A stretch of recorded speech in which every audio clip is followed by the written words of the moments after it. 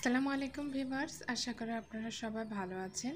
আজকে আমি আপনাদের সঙ্গে আরেকটি বেবি পায়জামা ডিজাইন শেয়ার করছি।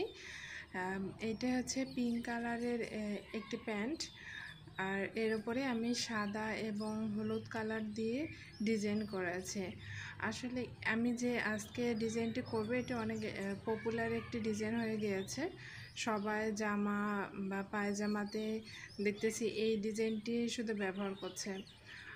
দেখা যায় যে সবগুলো সেম হয় না, কিন্তু কাছাকাছি ডিজাইনের এভাবে গাছ লতাপাতা এবং ফুল দিয়ে অনেকেই ডিজাইন করছে।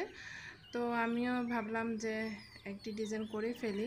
এছাড়া আমি এর আগেও এই টাইপের ডিজাইন করেছিলাম এবং নেক্সটে এই টাইপের আরও অনেক ডিজাইন আসবে। তো আজকে সিম্পলভাবে আমি আপনাদের সঙ্গে শেয়ার করছি। প্রথমে হচ্ছে আমি একটি ডাল এমব্রয়ডারি কাজ করেছি, এর মধ্যে কিছু পাতা দিয়েছি, সবগুলো সাদা কালার দিয়েছি।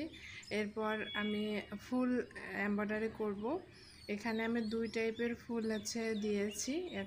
এখন দেখতে পাচ্ছেন যে ফুলটি, এটি হচ্ছে ভরাট করে আমি কিছু পাতা দিয়ে একটি ফুল আঁকছি, মানে এমব্রয়ডারি করছি।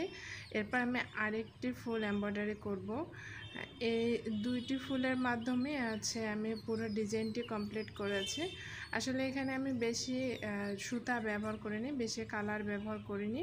তো আপনারা চাইলে বিভিন্ন কালার ব্যবহার করতে পারেন। এখানে ফুলের ডিজাইনও আপনারা চেঞ্জ করে বিভিন্ন ধরনের ফুল দিয়ে অনেকগুলো কালার ব্যবহার করেও কিন্তু আপনারা ডিজাইনগুলো করতে পারেন। ছোট বাচ্চাদের জামার উপরের যে পার্ট থাকে, সে উপরের পার্টে এভাবে কিন্তু এমব্রয়ডারি করে নিলে ডিজাইনটি আরও অনেক সুন্দর দেখায় বা ড্রেসটি সুন্দর হয়ে ওঠে। আপনারা চাইলে আমি নেক্সটে এই টাইপের ভিডিও আপনাদের সঙ্গে শেয়ার করব। আপনাদের যদি কাজটি ভালো লাগে তাহলে আমাকে কমেন্ট করে জানাবেন। আর যেহেতু এই টাইপের আরও অনেক ভিডিও আমার চ্যানেলে, ইউটিউবে, টিকটকে সবখানে দেয়া রয়েছে, তো আপনারা যেখান থেকে দেখছেন চাইলে আমাকে ফলো দিয়ে রাখতে পারেন। তাহলে যখনই আমি ভিডিও দেব আপনারা সঙ্গে সঙ্গে দেখতে পারবেন বা নোটিফিকেশান পেয়ে যাবেন। এই যে দেখুন, বাটন স্টিচের মাধ্যমে আমি আরেকটি ফুল কভার করলাম।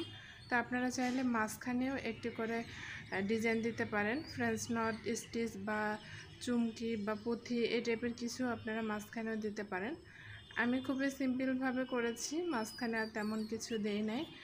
তো আমার ডিজাইনটি আপনাদের কেমন লেগেছে অবশ্যই জানাবেন। আর এতক্ষণ ধরে আমার ভিডিওটি দেখার জন্য আপনাদেরকে অসংখ্য ধন্যবাদ।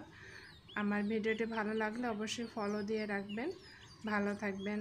আসসালামু আলাইকুম।